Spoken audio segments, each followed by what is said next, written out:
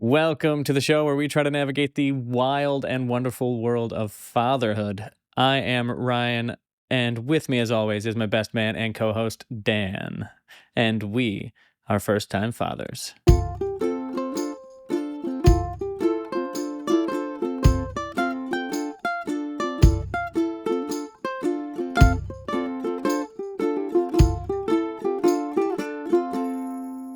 Let's get dangerous. Yes, let's. Okay. So on this, the inaugural episode of this here podcast, we decided that it would be best for you all out there to get to know us. And so I'm going to interview Dan, and then Dan is going to interview me. We're going to get to know each other a little bit better. And from here on out, it will be all about our experiences as parents, all about our experiences in this crazy life that is fatherhood, and interviewing other fathers who are way more experienced than us so we can actually learn a thing or two and not screw up as often and go from there. But Dan, are you ready for my grueling questions? What a drag this is going to be. Yes. Yes, who loves talking about themselves, right? It's the worst. All right. So Felix is just over 9 months old. And what has been the biggest surprise or unexpected challenge that you have faced in these last 9 months of fatherhood? Most unexpected challenge. Well, right now it's dealing with sleep regression. So it's just remembering that, hey, sleep is good. You are, in fact, allowed to sleep.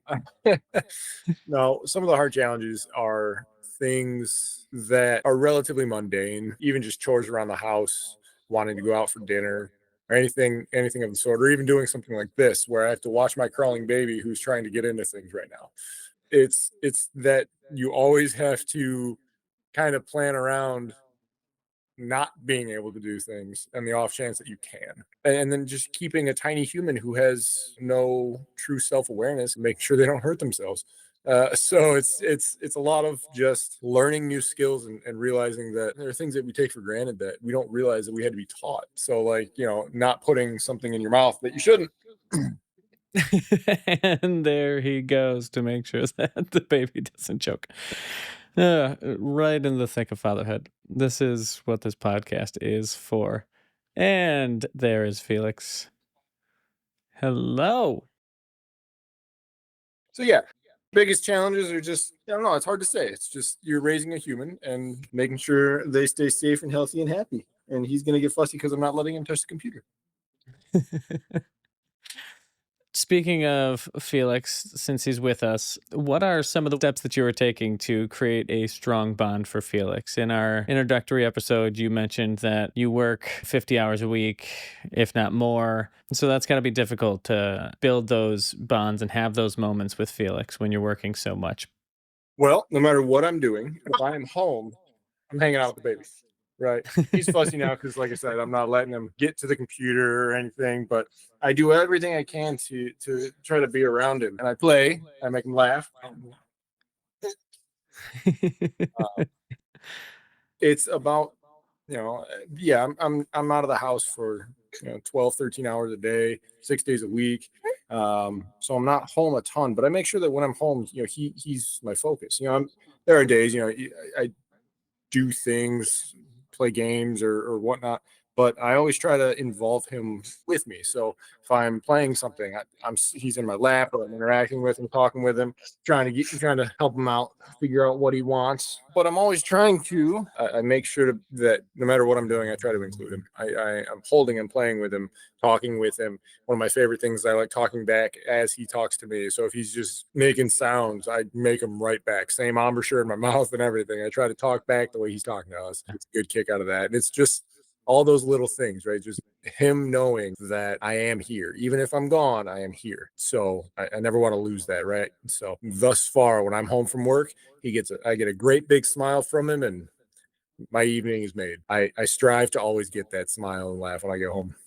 That's really great. Being a working father as well as, a loving partner to your wife Liz, it's also got to be difficult, I imagine, to find time for Dan throughout all of that? Because obviously family is top priority, but sometimes it's difficult to be emotionally there when you're overwhelmed or you're having your own things going on inside your head. So how do you find that time for Dan?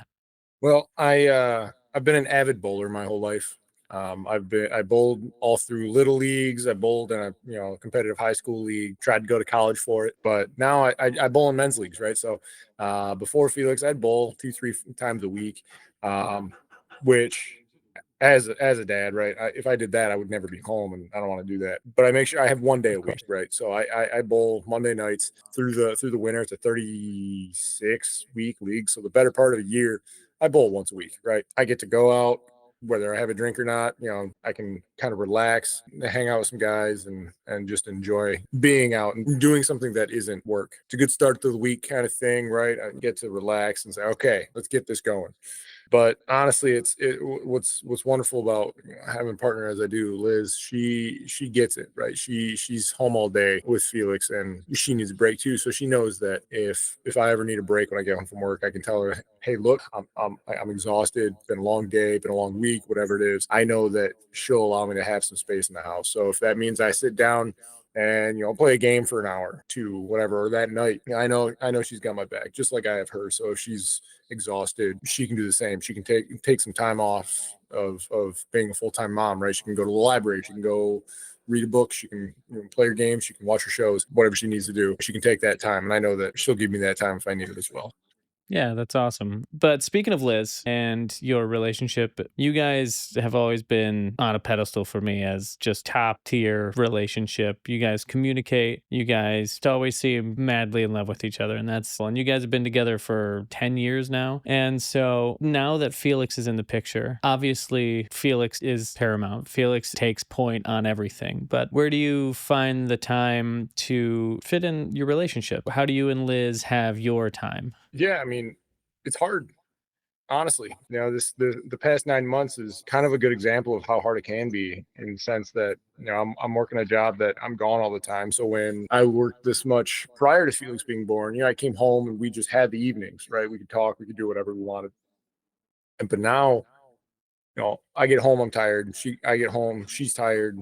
Um, all we want to do is kind of relax and sit there, and we end up doing our own thing, which is all fine and good. Whereas we're paying attention to him, but we're not so much each other as much as we'd like necessarily. But it's just hard, So we got to find time here and there. By he goes to bed, let's say 8:30, right? Well, we spend the next hour and a half, 2 hours just being us. But that's hard, right? Because both of us have been up for the day, and we get him to bed 8:30. We finally get out, we relax for about 20 minutes, and I go, oh, I got to wake up in 6 hours. So it's hard, right? So sometimes it's like, all right, well, I'm willing to sacrifice the sleep, some restfulness tomorrow, so that I can hang out with my wife and actually have adult conversation. But it's just hard. Doesn't always work out the way you want, and you start to realize that you need to put more effort in. So it's difficult, but it's definitely worth it. We're lucky enough that we have some help nearby, that if we need a day, if we say, hey, we're going on a date, this Thursday and then 2 weeks from now, right? We have enough support around us that we can say, hey, we need someone to sit Felix for a couple hours so we can be us as we were a year and a half ago, right? 2 years ago, before we were planning on a baby. In my mind, it's making sure that the partner knows that I love you, I'm here, and I'm doing what I can. But it's hard because your time is probably with a little one. You mentioned your support system, and a lot of people don't have, they're not near family. Me, for instance, like I'm not going to be around my family when the baby's born. We have some people flying in to help us out within the first month or two of our son being here. But what would you say to somebody who doesn't have that support system? So things aren't going to be the same. They never will, right? So for at least the next 18 years, we're going to have Felix in the house with us, and then he moves out. Okay, so that's 18 years. Maybe you have another kid. We have another kid in 2 years, right? So now we have another 18 years after, from there. So maybe 20 years, 25 years from now, right? We're always going to have a kid in the house. It's never going to be the same as it was. So it might be that the only time you get is those late nights, or hey, he's napping, let's go around the house and do something, and it's difficult because you have a baby trying to get into things, or not resign to the fact, but realize that date night might be kid friendly things. Date night might be things that you can do with your kid. They're not bad. We love going out with him, and actually we've gone out with him far more than we've gone out with just us. But it doesn't even have to be going out. It can be cooking together. Get a playpen so that you can only stay in this one section. He's close by. Go cook a meal together. It sounds almost boring, but clean the house together. Do things that you are already going to do, but make an effort to do them together. Make sure the baby is safe. Make sure the baby is where they need to be, but make sure that you're putting effort into even mundane tasks, doing them together, because then you can still rekindle, hey, we did this together. Yeah, yeah. At least you're having that time together. That's wonderful. I really like that. And since you have now become a father and have experienced 9 months of this joyful world that is Felix, have you seen an influence of your own father in the way that you do things? Well, I think that I'm going to strive to be very similar to the way my father was for me. My dad was very open-minded in the sense of, figure stuff out, be curious, learn, be educated, but, think for yourself. Right. And I want to do that for him. I also was a third child and heard stories of the strictness of both my parents to my oldest sister. So I feel like I will probably end up like that, overly strict, hopefully not damaging, but I feel as though every parent is allowed at least one or two traumatic events to bestow upon their children. this kid's probably traumatized them more. So Well, I feel like that's in return for the trauma that children give their parents. That's why parents are always trying to, traumatize their kids or embarrass their kids because of all of the literal shit that the kids put them through. I'm already excited for the times I get to embarrass him when he's in high school. Oh, without a doubt. Denara has not even given birth to our son yet, and I'm ready. I'm ready for all the terrible dad jokes. It's just gonna be fantastic. I cannot wait.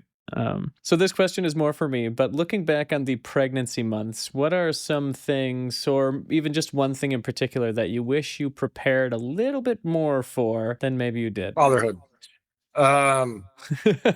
Just in general, the whole thing. So kind of going back to what I was saying earlier of like, you have this bebe who they're born, they're just this little being who can't move, right? They all they do is cry, eat, poop, sleep, repeat.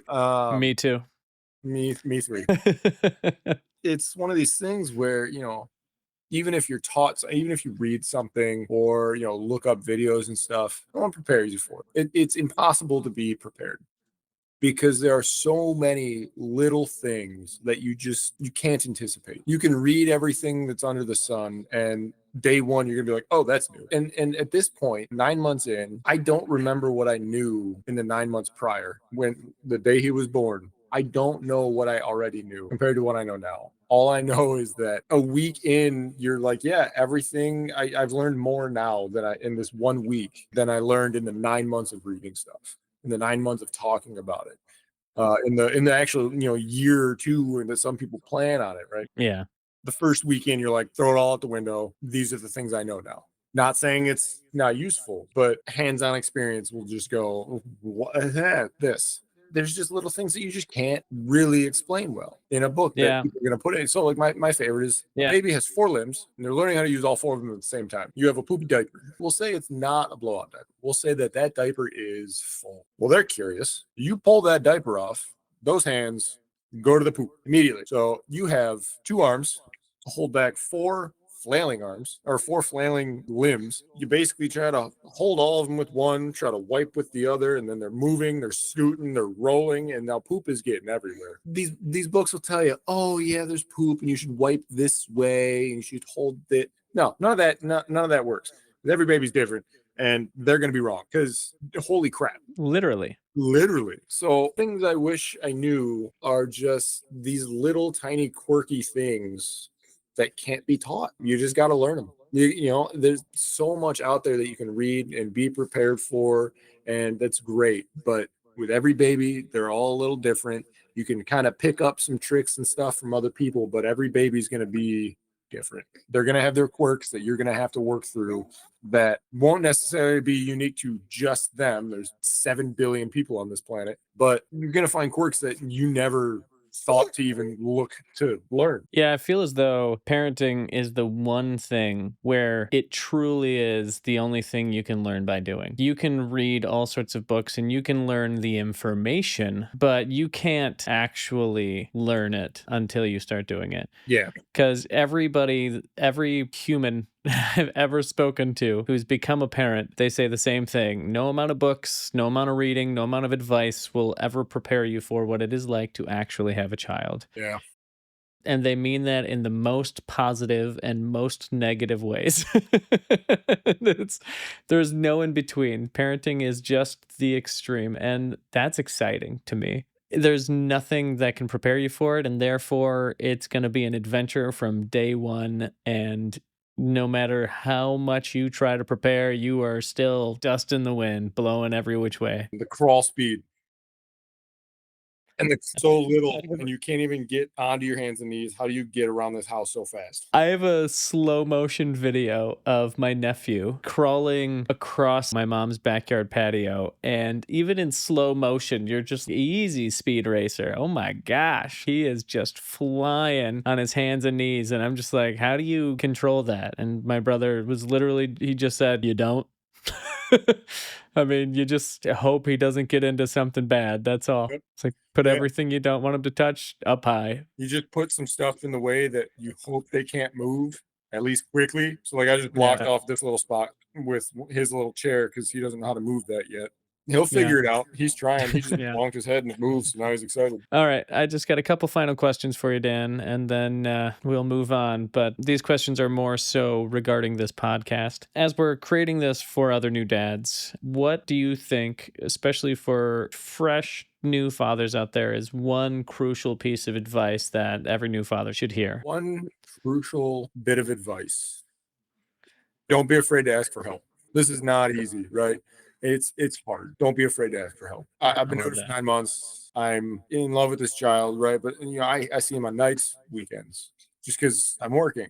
It's hard. You come home, you're tired, and maybe all you want to do is sit and relax. But you got a kid that wants you in his life, right? You want him back, right? Show him the love, right? It's worth it. It's the most rejuvenating thing in the world, coming home and seeing the kid. So don't be afraid to ask for help, right? If that help comes in the form of a babysitter, cool. If that help comes in the form of here's dinner on me, sweet. If it's someone coming over to help clean the house, because it's going to be a mess. All right. Yeah. Don't let these people online tell you Yeah. otherwise. Your house is going to be a mess. It's okay.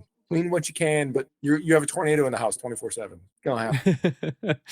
Yeah, don't be afraid to ask for advice. I love it, and that is definitely something that, especially as a guy, is difficult. I've always found it difficult to ask for help, always, because I want to figure it out. I want to do it myself. I don't want to rely on anybody else. But parenting is the final frontier, and I feel as though everybody is going to need help at one point or another with a new child. So I love that. Next, what are some of the topics for this podcast that you are most excited to talk about? What is something that you think will really bring a lot of value to an episode of this podcast? Pinpoint anything is difficult, but the things that I want to be able to portray are my experiences.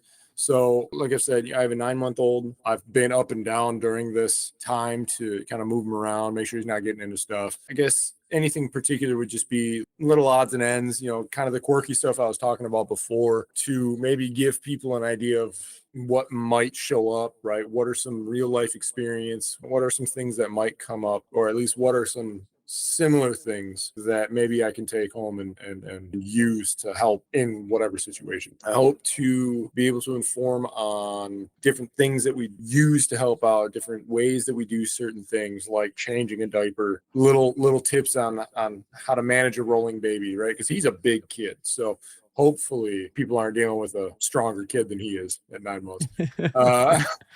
Just the everyday little things that might help, right? Like I have plenty of times that I struggle with things like patience, right? Maybe that's, if I had to narrow anything down, it's patience. Learn patience. And I want to be able to help you see that you need it and that it's a good thing to have. I struggle with it, but it's definitely worth having. Patience is definitely a good one. It's something that I like to think I have in abundance. I like to think that I'm a very patient person, but parenting will definitely put that to the test. You don't know how your patience is until it is 3 in the morning. You've been up for 12 or 24 hours already. Baby is screaming. You can't figure out why, and he will not sleep. Awesome. Things to look forward to. Enough of this. Enough of this. I gotta grill you a little bit. Oh, perfect. I love this. Let's go. All right. So you, sir, are expecting a child. It's true. And what I would like to know are some of the things that you are worried about or concerned about. I think the biggest three concerns that I have leading up to parenthood really are, first of all, the health of the baby. Throughout this pregnancy, the health of the baby has been on our minds. We got an NIPT test, which, for those of you who do not know, it's a test that would diagnose any sort of chromosomal abnormality like Down syndrome or things like that. It also gives you a, I believe, 99.8% accurate gender reveal. So we knew the gender of the baby before they would typically be able to tell you. So everything came back healthy. We just got an ultrasound recently, and everything there looks good. We're going to see the doctor tomorrow, actually. But you never know with the health of a baby, right? The baby has all of its limbs. Everything looks good. He looks healthy. And the nurse even said that he's big, which I feel bad for Dinar a little bit. But but it's always in the back of your mind, you know, what if there is something? And so that's probably the biggest concern. And then followed closely by, am I going to be a good dad? You know, I've been wanting to be a father since I was probably 12 years old. And now that I'm finally going to actually be a father, I am terrified. I I am excited beyond imagining, but I am also concerned that I'm not going to know what to do and I'm going to, you know, screw it up somehow. And those two are my biggest concerns that are always there at the back of my mind. But the third one, which is secondary to those, is time. I work a lot of hours, I do a lot of things, and I want to make sure that the majority of the time that I have while I'm home is dedicated to being a father. So even those things that I might screw up or not get right necessarily at first, I want to be able to put in the time and be as good of a dad as possible. And so finding the time to be a good partner, finding the time for myself, you know, find my bowling night, as it were, and those types of things. So, in order, health of the baby, will I be a good dad, and time. All valid things that I'm sure you will kick ass at. Thank you, sir. So, on the flip side of things, what are you most excited about experiencing? So, I know like fatherhood in general, because it's fantastic, but what are some things that you are really looking forward to? So I guess the initial thing that I'm really excited about is just holding my son for the first time. That is the first thing I cannot wait to do, and that I'm excited for is just to hold my son for the first time. In general, though, is to not only watch my son learn and grow, but to be a part of that, to experience the growth and the education of a child through the eyes of a father. I'm an uncle to 10 and, well, 11 if you include my wife's niece. But for my 10 nieces and nephews, I got to watch them learn and grow and develop their own little personalities. And I honestly cannot wait to see my son's personality. You know, who's my son going to be? What's his personality going to be like? Is he going to be wild and crazy, run around naked, bounce off of walls, or is he going to be a little bit more reserved and observant? Probably not. Yeah. Yeah. He's probably, if he's anything like me, he's going to be the wild and crazy. But I'm just really excited. I honestly just cannot wait to be a part of my son's development and see how he evolves into the young man, the little boy, or whatever his personality is going to be. I cannot wait. Much of the same. You know, I'm so excited to see just who he becomes and just how he explores the world. Right, like couldn't have asked for Yeah. a better thing to look forward to. It's honestly, the more I think about it, the more I'm just so excited. And all of my nieces and nephews, even the pairs that come from the same parents, they're completely different. same parenting, but completely different personalities. And it's really a truly amazing thing. And when you get them all into a room, it's this group of diverse people who grew up around each other, So you'd think they'd be very similar, but that's not the case in the slightest. They're these little humans that have their own very unique and very different personalities. And I just truly cannot wait to watch on a day-to-day basis as my son grows into whoever he's going to be. So, what are you expecting early on in that first month? What are your expectations as a father? How do you think things are going to go? What's your expectation? So my expectation in the first couple weeks or the first month or two is honestly just the learning curve. As you said, there's nothing that can truly prepare you for fatherhood, for parenthood. And so I know it's going to be a lot of work. I know I am going to be overwhelmed with not just things to learn and things to do and lack of sleep or anything like that, but also the emotions of it all, right? Because if my emotional state in regards to my impending fatherhood currently is any indication of what I'm going to be like when I'm an actual dad, I'm going to be a crazy mess of emotions, happy beyond belief to the point of tears and just overwhelmed. So I am not sure what to expect, but the few things that I do expect is just a lot of work and a lot of emotions and a very little amount of sleep. Yeah, right. Hi. All right. So, what experiences do you have with your, I think it's 19 years worth of being an uncle to your nieces and nephews? What kind of experience do you have changing diapers or feeding or dealing with the fussiness or anything that might help you translate into fatherhood? I have some experience, but really not a lot.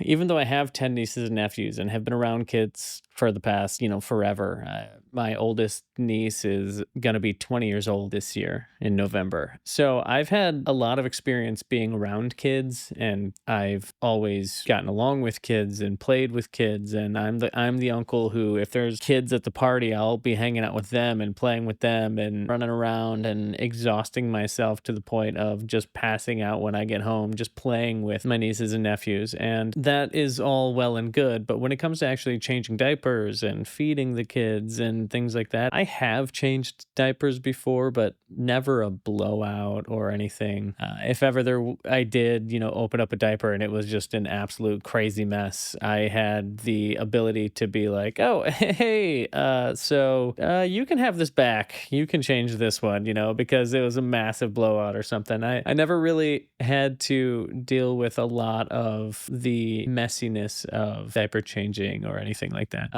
As far as feeding, I have fed kids, spoon, applesauce, and things like that when they were over 6 months old. But I never had to. I mean, I guess I've held a bottle for a baby, but never for an extended period of time. It was like once in a while. So I have some experience, and I know some of the, what not to do's. And, like babies for the first few months can't hold their own head up, and their necks are just swivel chairs and they just flop around, and you gotta hold their head up for them. And I know that you got to be very careful about what goes into your baby's mouth, and because they choke on everything. And I know all sorts of little tidbits of information, but I've never actually had to deal with any of it firsthand. So my experience is very limited, but it is there. I've basically just had like the beginner tutorial and and then nothing since. That's all right. Those will help. Those old tricks that you don't even know you have will rear back up when you need them. Yeah, those instincts will hopefully kick in and it'll be great. How do you think your perspective on fatherhood has changed over the years, especially now that your wife's pregnant? You guys would do if you're in a couple months. Anything has anything changed in your mind of like what you think of?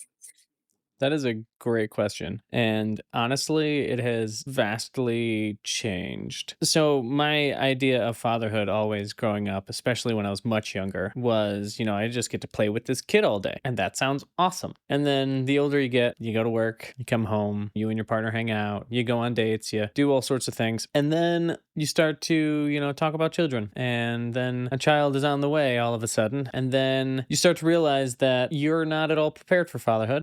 You're excited and you're ready for it, but you're not prepared. So it's an interesting feeling to be ready for something, but not prepared for it. Like I am 100% ready to be a dad. I cannot wait. I am so excited. But my perspective on fatherhood has completely shifted to a point where I realize that it is going to be my life's work, my masterpiece, my starry night, whatever it is. It's parenthood is going to be the one thing in my life that 100% of the time I'm giving 200% of my effort to. And that's a scary thought, you know? Because growing up, I've always been this creative, self thinking, kind of deviating from the path type of person who's always been of a mind to just do things my way. And the one thing I would never give up is myself, you know? And with parenthood, I feel as though you have to give up a little bit, at least, to be able to spend all of that time, to be able to give all of yourself over to this child, right? And that's a scary thought because I don't want to lose myself, but at the same time, I want to give this child all of my love and everything that I possibly can. So I'm excited and I've always been excited. If anything, I'm more excited. But as far as what I think fatherhood's going to be like, it has definitely changed. It's definitely a more realistic view of what fatherhood is now, even though I still am not fully understanding what it is. I'm ready, but I am not prepared. So yeah, it's my perspective has changed drastically, but it's for the better, I think. It's a good change. I'm scared, I'm excited, I'm shaking in my boots a little bit, but it's all good. Yeah. All right. So you guys are close. Do you and D have a birthing plan? You guys know like where you're going, when you guys have to go, how long it's going to take to get there, and like the route you're going to take, all that stuff. You have that ready. Yes, we do have a birthing plan. It's still in the works in the sense that we have the maternity clinic that we're going to go to. We have the team of doctors that we are going to have deliver the baby. We're hoping for one specific doctor, but if he's for some reason not available on the actual delivery date, then there are other doctors who are going to be available to do so. So we have all of that figured out, but we're still kind of open to maybe altering it a little bit. And that's the important part. Yes. One thing I would say is, or ask, is what are you packing? So that is something I have not thought of until like this moment. D, assuming everything goes planned, is a natural birth, but there's still a recovery period. Yeah. She's gonna want new clothes, right? You feel Yeah. like she's wearing whatever she came in with, and depending on the situation, they might get cut or whatever. It might be, Yeah. oh, baby's coming right now. We got to just rip this stuff off, right? So she's gonna need clothes, but you also don't know how long you're going to be there, so you Yeah. need clothes as well. Toothbrushes, phone chargers, something to do, a book or two if maybe labor's taking forever, right? So yeah, just something to think about. Make sure to pack some daily essentials for a few days, right? We were in the hospital for 3 days. 3 Uh, days. Okay. so Yeah. And if the baby is big and it ends up being a C-section, it might be more than 3 days because of recovery or whatever else. not only make sure that you have stuff for a couple days, but two, if there's anybody around that you trust, they should have a house key so that if there's anything you forget, they can go get it for you. Yeah, that is going to be an issue because we live in an apartment that you need a key fob to get everywhere. Right. Like you need a fob to get to the floor, you need a fob to get into the building, you need a fob to access everything. So we'll figure that out for sure. But these are definitely things that I did not think about. So thank you. Again, here to help. Yeah, no kidding. And that's what this podcast is all about, right? See, I'm learning things already, and this is basically just episode one. I have one real major last question I feel I need to ask. How do you expect your marriage to change or grow as you two move into parenthood, right? As you guys move into this next chapter of your life? Yeah, I expect a lot of changes to happen in our marriage and our relationship for sure. And it's something that I am a little bit scared of because I love my wife and I know that a lot of the attention is going to be put on the baby once the baby's here. And as I said before, we don't have a large support system of family here in Vancouver. All of my family's back in Michigan and her family is in the States and back in Russia. So being able to make that call to my mom and ask her, hey, can you come and watch the baby while Dinara and I go on a date night? We can't do that. Now, that doesn't mean we don't have people here that wouldn't do that for us, because we do have people here who have kids and who know how to take care of a baby and understand everything that needs to be done. We know people who have their own kids, and they have already told us that they would 100% be those people for us, but they also have their own life. And I'm not saying that my mom doesn't have her own life, because she clearly does, but she would drop everything to be grandma. That is her life's greatest achievement. It used to be us, but then my brothers had kids and now it's being a grandma. So she's upgraded. But yeah, so I think that's going to not put a strain on the relationship, but it's going to put a strain on our ability to put dedicated time into our relationship. And I think that is going to be a really big test. And I look forward to the challenge because I see every challenge as an opportunity, or I do my best to, but it's still going to be difficult. And I know that.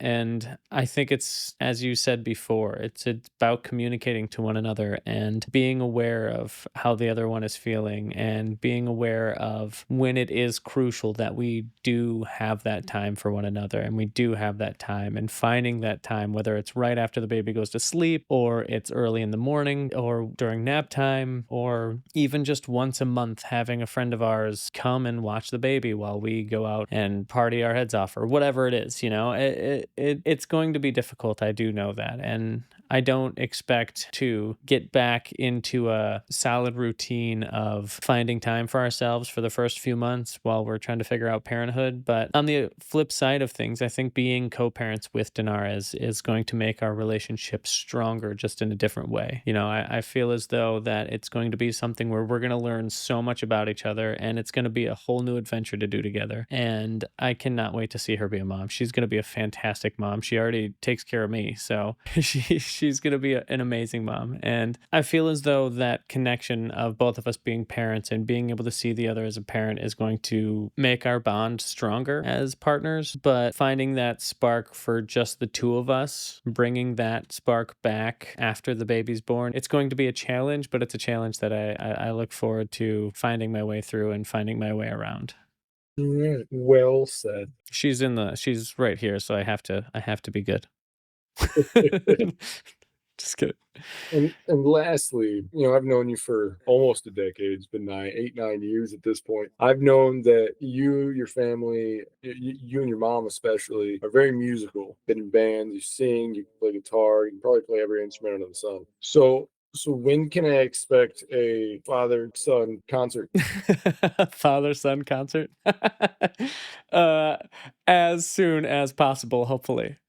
So you were saying before that your father was allowed you to be very open, or was very open to letting you kind of explore life the way you wanted to explore life. And I definitely want to give that to my kid. But if I were to nudge in any way, shape, or form into my child's existence, it would definitely be musically. I will not force anything on my kid. I will not be that person who's like, you're going to these piano lessons whether you like it or not.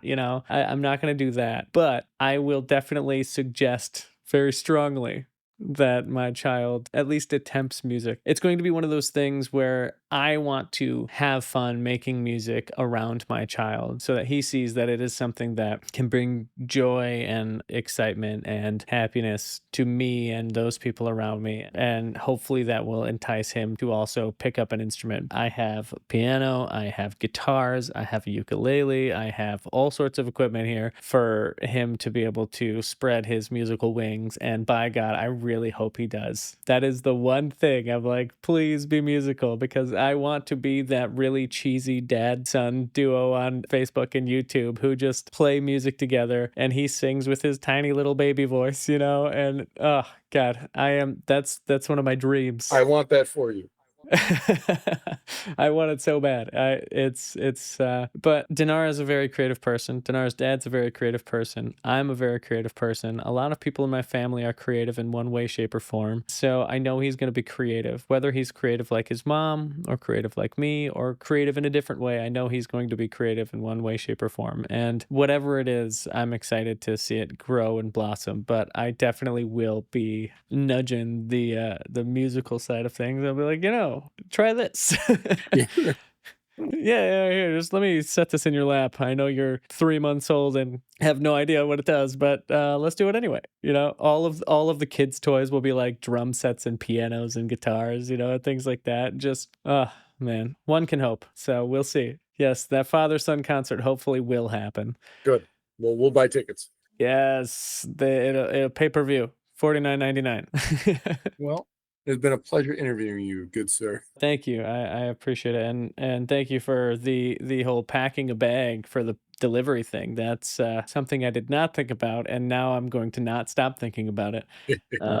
But this has been a lot of fun. I'm glad that our viewers got an opportunity to get to know us and our experiences a little bit more, and also to get to see Felix bouncing around like a maniac. And if you are just listening to this in podcast form, you can go to our YouTube channel, and the link to that will be in the description below. But you can go to the YouTube channel and you can see Felix bouncing around and Dan trying to keep him under control, but it looks impossible. But speaking of which, we have one final segment. That's right, it is time for Dan's weekly recommendation. So Dan, what do you got for us this week? Today, we've got Doc Brown bottles. Doc Brown bottles. What makes these great in my mind, we're not sponsored or anything. This is what we use in the house. It has an aerator in it that helps, especially sensitive babies like Felix here, who have a problem with gas. And this aerator helps move air out of the milk or out of the formula so that he does not ingest it. And he saw the bottle and wants more. But that way he doesn't ingest the air. That way he doesn't have as much gas, which doesn't push out as much spit up. Nobody wants to clean up spit up. It's disgusting. So the less air that baby takes while eating, the better. So Doc Brown bottles, they're super